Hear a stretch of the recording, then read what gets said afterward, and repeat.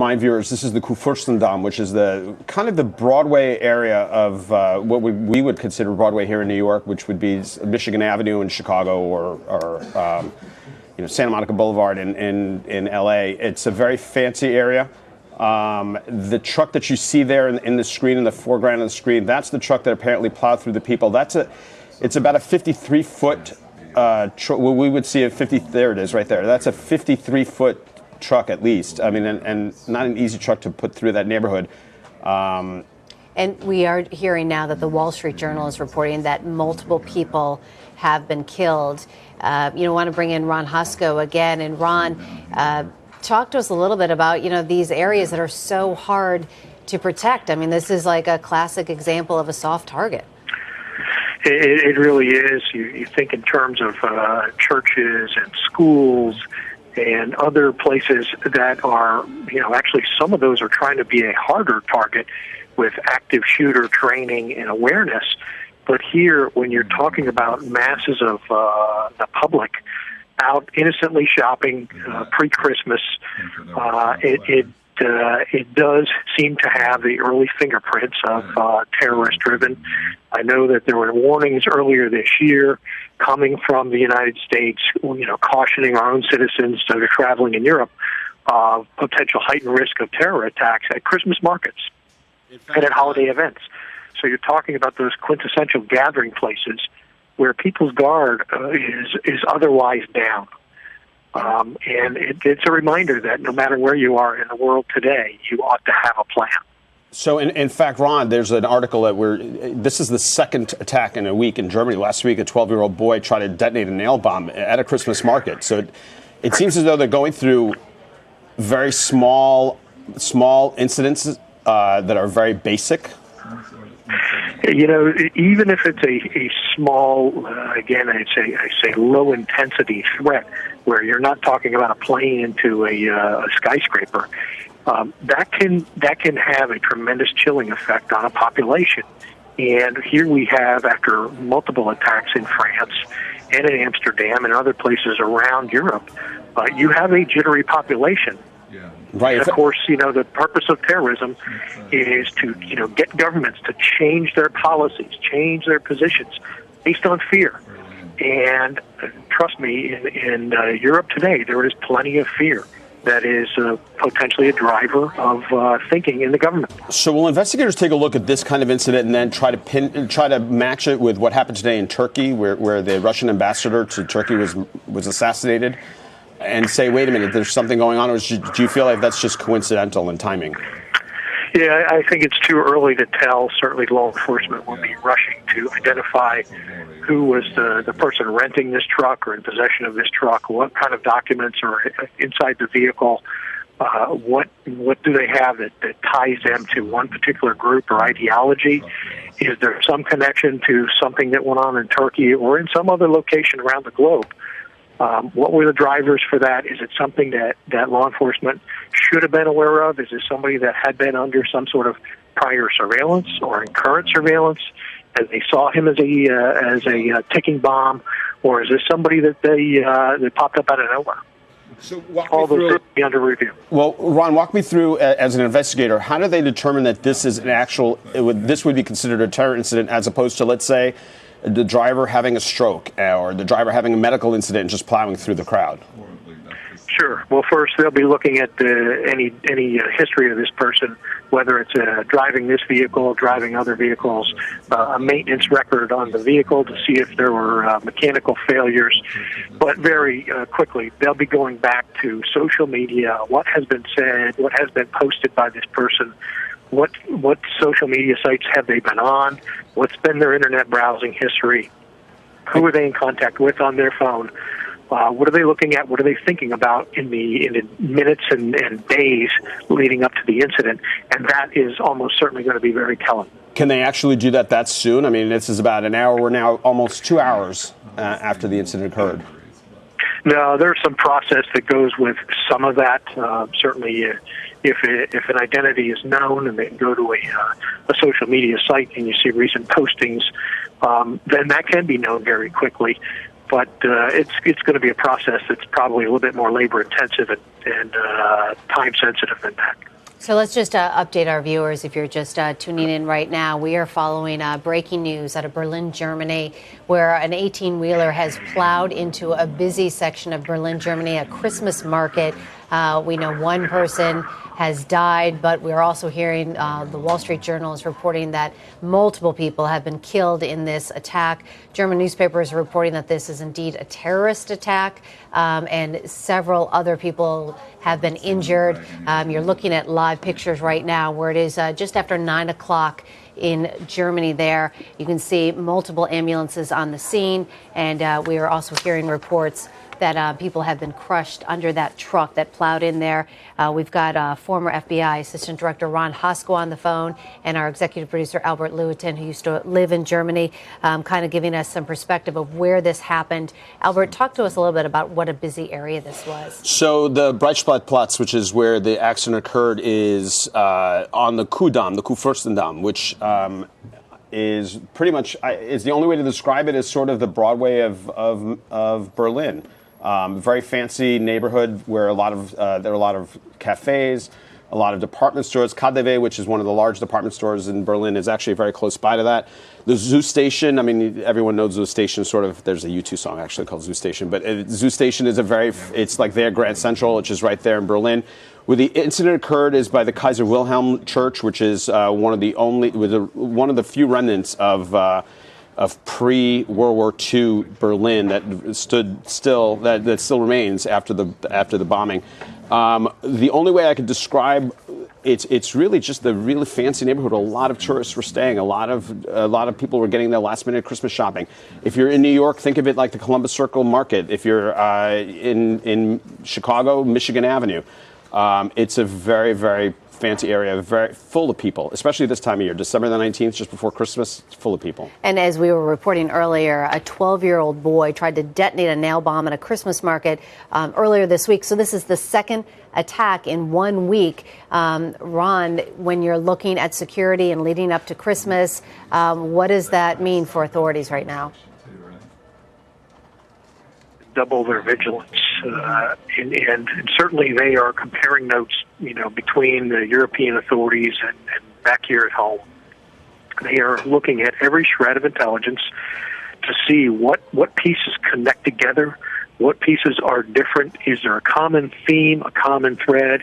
Is there something that is being collected in America that can be used to warn, as we saw before Thanksgiving, European authorities to a particular threat? And the relationships are actually very good. They have been built up over years of activity that has crossed the ocean. And so there are effective mechanisms to share intelligence. The challenge is often one of volume.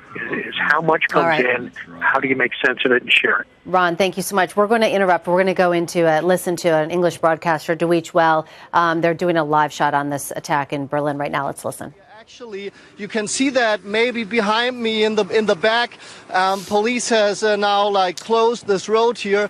This is a shopping area where people would go, and right now at this busy time of the year, very shortly before Christmas is here, so people would do their shoppings there and would buy presents. And also at this square, there's a very famous little Christmas market at the so-called Breitscheidplatz that's been there for over 30 years. And you can imagine that tonight there were many people there having a drink, doing some shopping, having something to eat there when this truck crashed into people. Yeah, and we've all been in that area where you are, and especially in December, the Christmas market is very crowded. Have you been able to talk with authorities at all, Oliver, and talk to them about the types of security measures that are already in place there?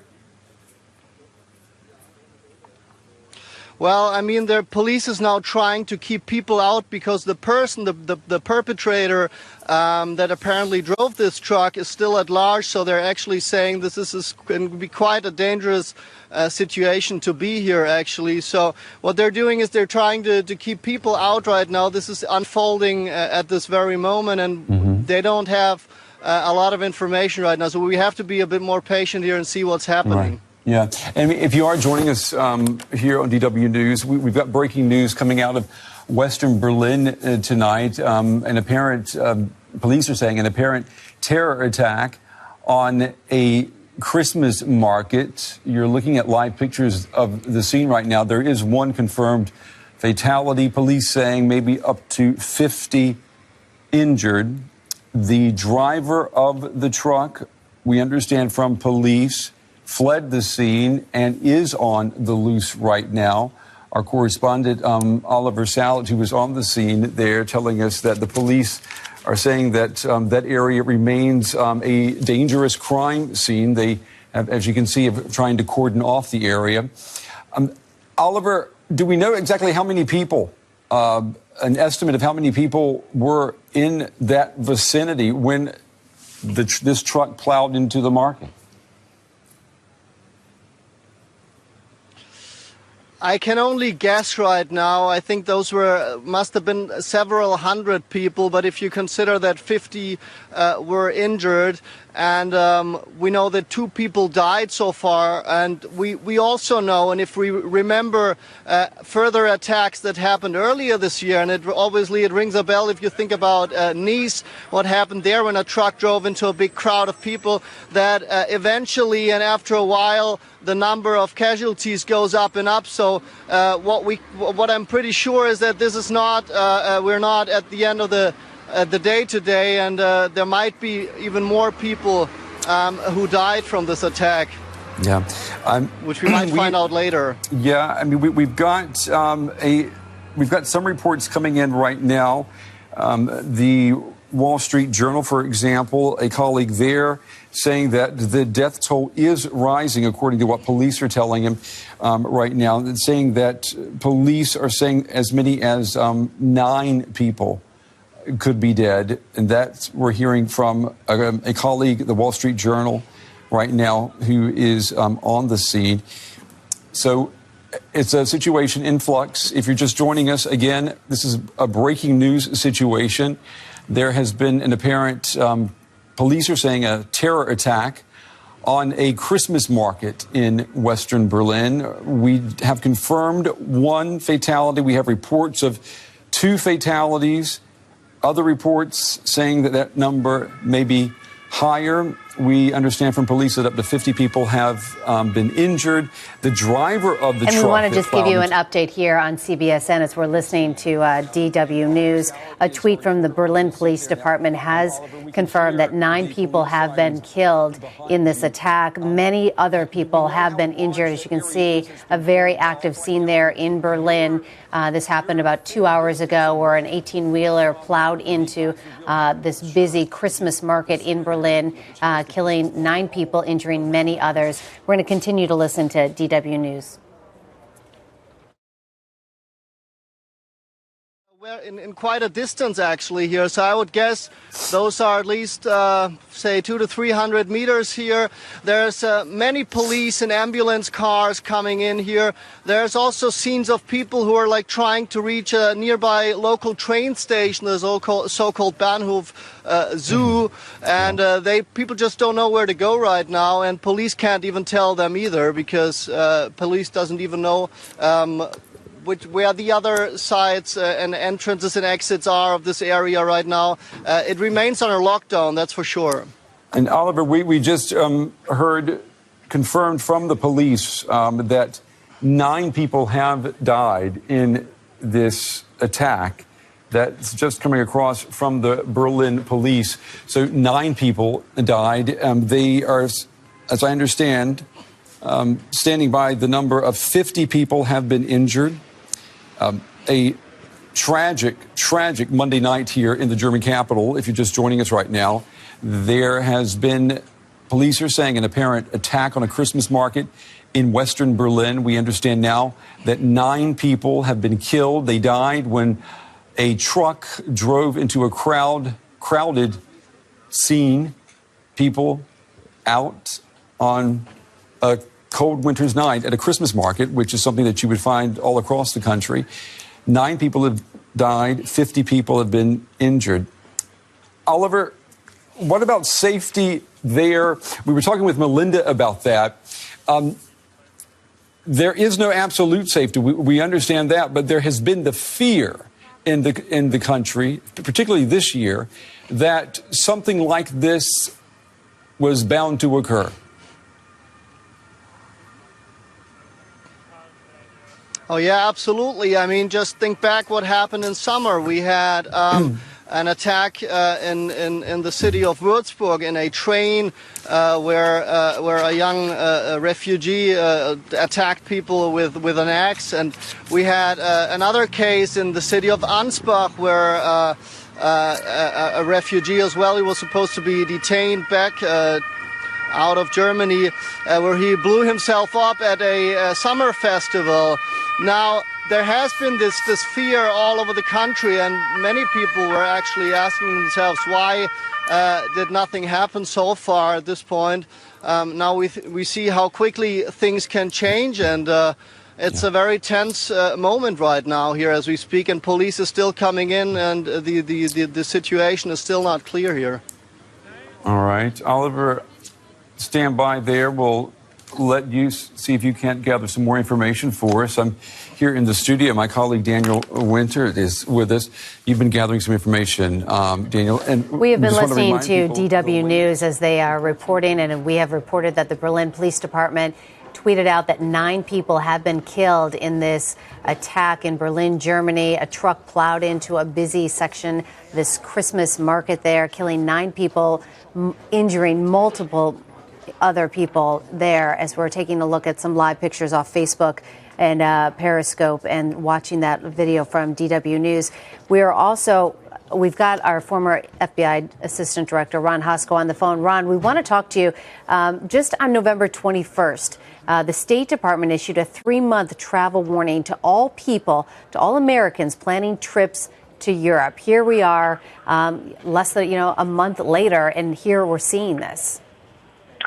Yeah, not a surprise.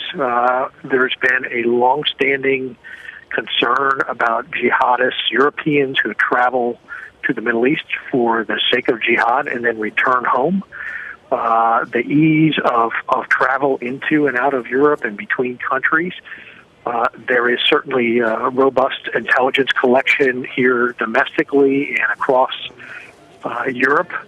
And at the same time, there are also concerns about the ability of the intelligence agencies and the law enforcement agencies to track effectively each and every discrete threat that might occur. Whether there are resources sufficient to put any kind of meaningful surveillance on a target for a long period of time. Is there enough coverage on enough targets? We've heard some of that here domestically, and we certainly heard it in France after the Charlie Hebdo attacks, the Bataclan theater attacks, and other attacks in France. Is the ability of the law enforcement agencies, just in terms of pure numbers, to track all the potential targets until they are satisfied that they are a threat or they're not a threat. Ron, we know that several people in the U.S. intelligence community say that the truck situation here has the hallmarks of a terror attack. But it's important to note that German police have not said it was a terror attack yet. We do know that German newspapers are reporting that. Officials here in the U.S. also say that this bears similarities to the attack in Nice and in what terror groups have been calling for. German police, we do know, have recently rounded up a series of people for planning attacks on Christmas markets. So it seems as if the threat is real, but they have not yet called this a terrorist attack. Right. I think we always have to keep an open mind to the possibility that this was a medical issue by the driver, a mechanical failure by the vehicle. And so we have to have that in the back of our mind. But what's in the front of our mind now are recent threats by terror organizations, particularly ISIS, and threats that are of this nature, where you're talking about instruments of destruction that are easily come at, that can do great damage, that don't require much planning at all. All they require is some motivation and an opportunity. And so it does seem to track that, particularly when you lay that over the calendar. We were talking about holidays, and really since before 9/11, and certainly in a post 9/11 world here in America, we used to have the ebb and flow of the threat picture that would seem to ramp up before every national holiday. And we would posture our resources accordingly.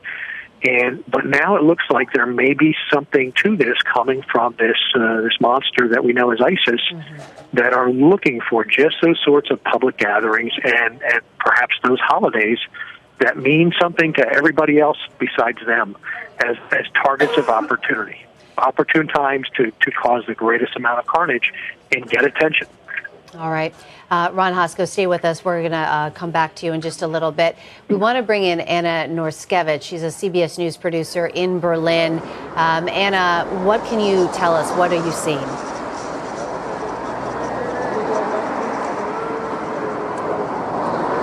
So I'm right now at the scene at around 8 o'clock local time. A truck has run into a crowd of people at Berlin's one of the most famous Christmas markets in Berlin. And now the police has confirmed 9 dead people and more than 50 injured. In Berlin, I'd say right now I'm at the scene and people are rather calm, but I hear people talking about the Nice attacks and drawing comparisons. Usually, well, people have been talking a lot about terror attacks in Germany and if we're next. And right now when I'm speaking, people are actually mentioning terror. We don't know. German police has not confirmed yet if it was actually a terror attack. But generally, the scene is calm. Anna, our executive producer, Albert Lewis, is with me as well. He has spent a lot of time in Germany, and he has a couple questions for you too. So, Anna, just a very quick question for you. The area we know it's the Kudamm, and now that area, if it's 9 o'clock at night, doesn't get a lot of. It's not easy to take a truck like this, or like this, and go fast. I mean, there has to have been